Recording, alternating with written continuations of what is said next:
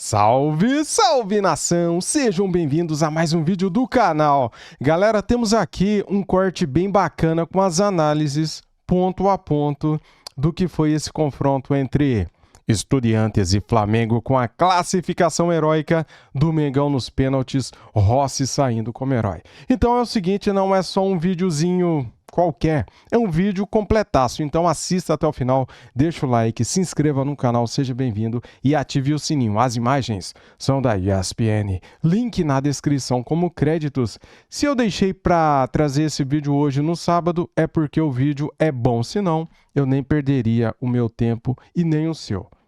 Ok? Vamos lá pro vídeo. Mostrando aí, então, o Rossi em pênaltis pelo Flamengo, né? Em tempo normal, 11 enfrentados, 6 defesas e 6 gols sofridos e 4 defesas e um foi para fora ou bateu na trave. Em disputas, 9 enfrentados, 6 gols sofridos e 3 defesas. Venceu um de 2 disputas de pênalti.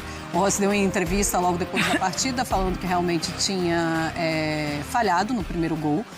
Depois ele fala que se redimiu e foi isso realmente que aconteceu. Daqui a pouco vamos conversar com o Jailson para saber um pouco mais também de como estava o clima, não só da imprensa argentina, mas dos torcedores. Ele já falou na primeira entrada que ficou aquele gosto de ok, tudo que o Estudiantes poderia fazer, fez e deixou em campo, mas o Flamengo foi melhor. Vamos falar sobre esse Flamengo que tem que comemorar demais a classificação para a semifinal. Foi mais difícil do que se imaginava, foi principalmente pelo que o primeiro tempo apresentou para o Flamengo. Poderia ter matado o duelo ali naquela primeira partida no Maracanã. Não foi isso que aconteceu. O Felipe Luiz, Mari e Bira, ele fala o seguinte: vai ter sempre uma manchete com o Flamengo está classificado para a semifinal, mas é claro que tem o mais. A gente precisa analisar esse. Mas foi nos pênaltis. Essa é uma das matérias, né? Foi sofrido, outra matéria. O Rossi é herói, outra matéria. E esse Flamengo tem que comemorar ontem e, a partir de hoje, principalmente Felipe Luiz, começar a pensar em soluções para o tamanho desse Flamengo, que precisa apresentar mais. Até porque se não tiver um mas na manchete, fica muito vazia a avaliação, né? Deu. E o nosso papel aqui não é conversar com um fã de esportes dessa forma, né? Dessa forma tão simplista, assim. Tem um mas, assim, é claro que o torcedor, ele acorda hoje com um ufa. Estamos classificados, mais uma semifinal, vamos em busca de mais um título de Libertadores, mas até em respeito ao adversário do Flamengo, tem que ter um mas. O Racing é muito mais time do que o Estudiantes. E nesse recorte recente do Racing contra equipes brasileiras, Fortaleza agora, recentemente, foi a última vítima, né? Do Racing na Libertadores, mas venceu Sul-Americana em cima do Cruzeiro, venceu o Recopa em cima do Botafogo. É um time muito difícil de enfrentar. Não, o Racing vem numa sequência que vem com quarta de final da Sula contra o Atlético Paranaense, semifinal contra o Corinthians, final contra o Cruzeiro, daí Recopa contra o Botafogo e daí o Fortaleza ele não perde para time na Libertadores. Brasileiro. Então ele vem numa sequência de vencer times brasileiros muito grandes. Tá, a Mariane, ela falou que o Racing é muito mais time do que o Estudiantes. Será que é mesmo? Já a gente volta pro vídeo, galera. Só separei aqui para vocês verem como que está o Grupo A do Campeonato Argentino neste momento. Olha, veja bem. Segunda fase. O Racing está em 12º, tá? Tá aqui, ó, com 10 pontos. Estudiantes é o quarto com 15 pontos. Só isso que eu queria mostrar aqui. Depois vocês podem ir no Google e pesquisar mais sobre isso, tá bom? Agora sim, vamos voltar aqui pro vídeo. Simbora. E é copeiro, né? É copeiro. Costas, impressionante. E dentro do cenário argentino é o time que joga o melhor futebol. Não é líder até porque poupa jogador tudo, mas é o time que vem jogando o melhor futebol desde o final do ano passado. Na Argentina, mais do que o River Plate, por exemplo. Que é o time com mais dinheiro, que tem o elenco mais estrelado, mas o Racing vem jogando um futebol melhor. Sobre o mais, se o campeonato tivesse acabado agora, o Flamengo é campeão, mas acabou, tudo bem. mas tudo bem, o que importa é o resultado final. Agora, o campeonato continua, então você tem que... Se o Flamengo tivesse ganhado de 4-5-0 do Estudiantes, dado um show, um vareio, você não ia ter o Flamengo se classifica joga o melhor futebol da temporada. Sim. Claro. O Flamengo classifica e dá show. Então, do mesmo jeito que quando você tem um para qualificar, para engrandecer num grande momento, você tem que ter o mas quando a atuação deixou a desejar, quando deixou pulga atrás da orelha do torcedor, quando tem coisas a corrigir, pensando no futuro de Brasileirão e de Libertadores. Ô Mari, o que é que esse Flamengo precisa corrigir? Principalmente em Conmebol Libertadores, né? O próximo jogo vai demorar um pouquinho ainda, no final de outubro. Acho que dia 9, né? E depois na semana do dia 22, não é isso? Não, na semana do 22 e depois na semana do dia 29, exatamente. Ainda tem um tempo, dá para se preparar. O que é que esse Flamengo um pouquinho menos de um mês, né? Está melhor? Um pouco menos de um mês. Então, acho que tem algumas situações aí pra gente avaliar. O Campeonato Brasileiro, ele é muito real pro Flamengo, né? Assim, o título, a briga pelo Campeonato Brasileiro. E quando o Felipe Luiz, não vou nem falar que ele poupou, porque contra o Vasco ele não poupou. Ele tirou algumas peças, mas depois ele usou, né? Pedro, por exemplo, o Samuel Lino, eles entraram ao longo da partida no segundo tempo para tentar o resultado diante do Vasco, clássico, mas que para o Flamengo vale muito liderança e possibilidade de título de Campeonato Brasileiro. Então, assim, até lá, será que dá para criar uma gordura? Para talvez ali em 2 jogos antes dessa fase decisiva, você já descansar os seus melhores jogadores? A gente não sabe. Era até dúvida se ele viajaria. Não fez um bom jogo. Muito por conta do Estudiantes também, mas errando muitos passes. O próprio Arrascaeta já é o segundo ou terceiro jogo que ele não rende tão legal quanto ele vem rendendo para o Flamengo, marcando, segundo os artilheiros da temporada do Flamengo. Então, acho que tem alguns pontos de observação até da parte física desses jogadores, né? O quanto eles ainda podem, num nível de futebol que o Felipe Luiz exige, estarem, assim, no seu 100% mais para essa fase decisiva. Acho que o Flamengo, se tem um time que pode se dar ao luxo de rodar um pouco mais, esse time é o Flamengo. Mas você viu qual que é a sequência dos jogos do Flamengo? É um negócio bizarro. A sorte é que é em casa, né? Algumas. Não, então, Corinthians fora, que é sempre adversário chato fora, vai ter que mostrar serviço pra torcida depois da derrota pro Sport. Né? Vem direto da Argentina pra cá. Depois pega o Cruzeiro. Recebe e casa, tudo né? é fim de semana, meio de semana, tudo direto, né? Cruzeiro, confronto direto na luta pelo título, Bahia fora, Botafogo, daí Palmeiras e daí o Racing no Rio. Então, se tem uma coisa boa aí é o Palmeiras, que tá na mesma situação. Então, o engraçado é que o Palmeiras, antes de viajar pra Quito pra pegar a LDU, e o Flamengo, antes de pegar o Racing em casa, eles se enfrentam. Que seria a rodada de poupar no Brasileiro, é o confronto direto entre o Flamengo e o Palmeiras. O Felipe Luiz ligando pro Abel e dizendo assim, ô Abel, vamos os dois então? E aí, combina, né? De ficar os dois com misto? Os dois, a gente coloca o time reserva, vamos botar os reservas pra brigar aqui, vamos ver o que é que vai dar.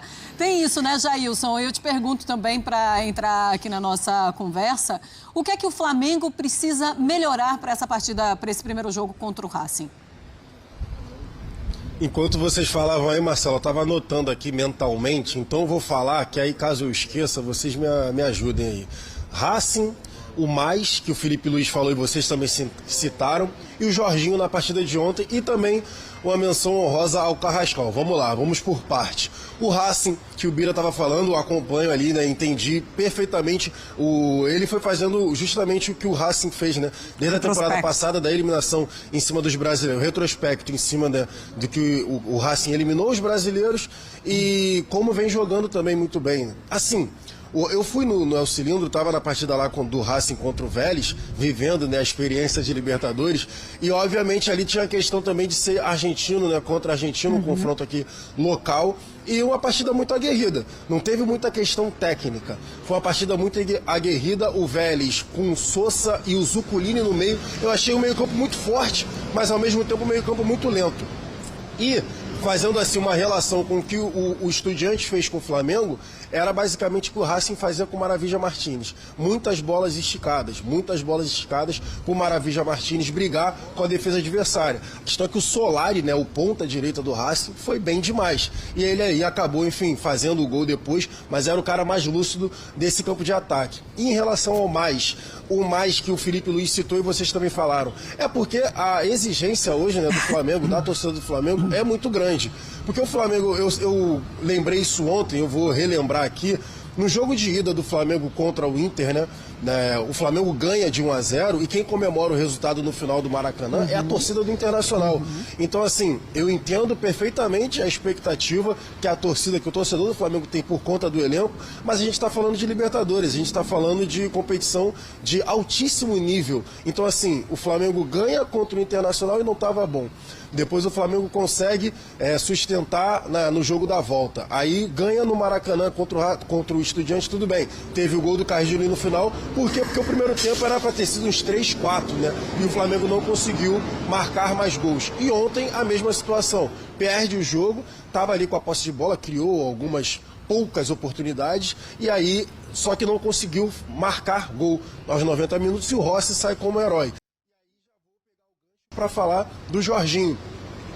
Eu vi muita gente falando que o Jorginho foi muito mal no jogo, que o Jorginho errou muito. Eu até fui ver os números do Jorginho para ter o embasamento correto. Ele errou 12 passes e teve 15 perdas da posse da bola. Só que teve muito a ver com o Domingues para mim.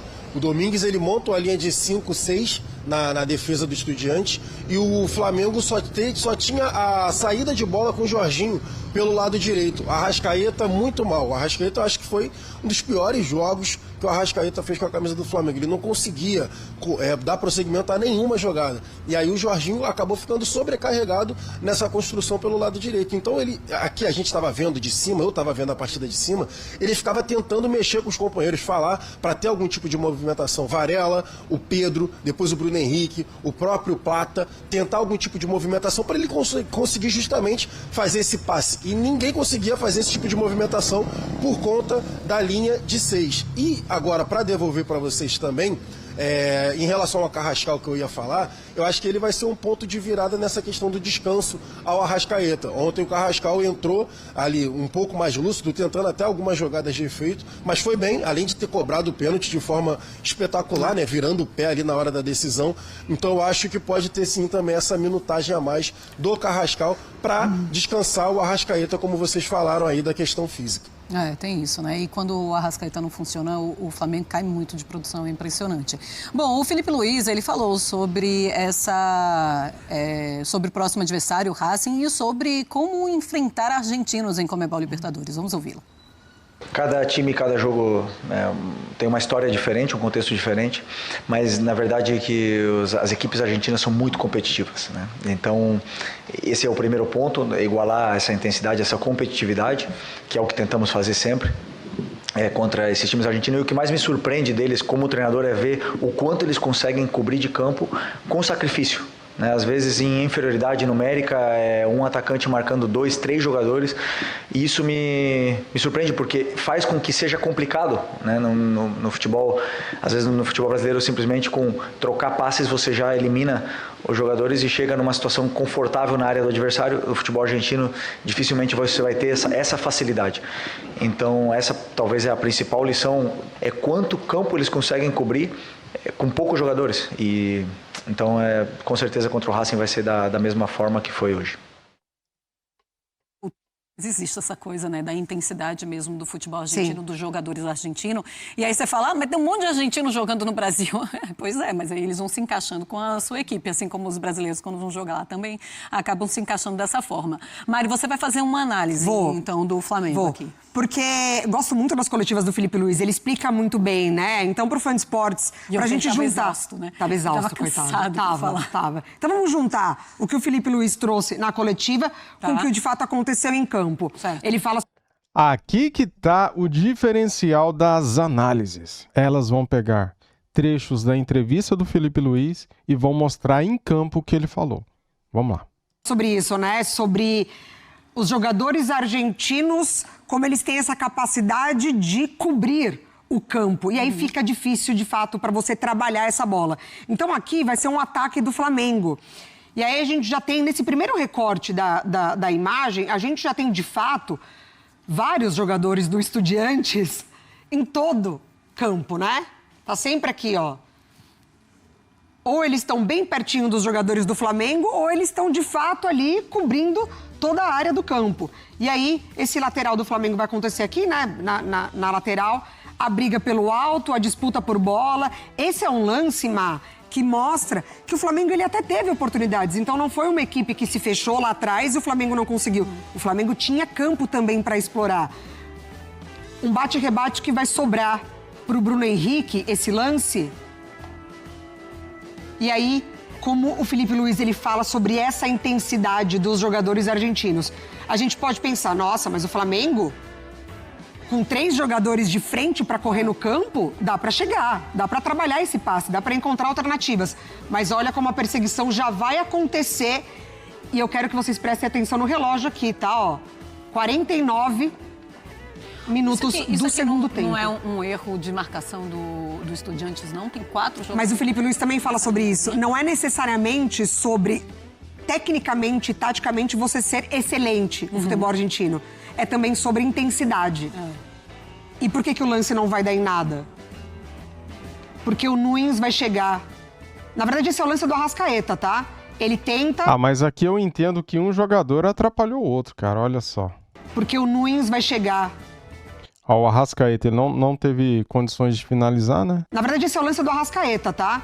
Ele tenta, ainda é comecinho do segundo tempo, ele tenta esse ataque e aí ele é coberto pelos jogadores do Estudiantes e o lance não acontece. O do Bruno Henrique eu quero mostrar pra vocês agora, ali ó, 89 minutos, tá? O jogo já quase acabando.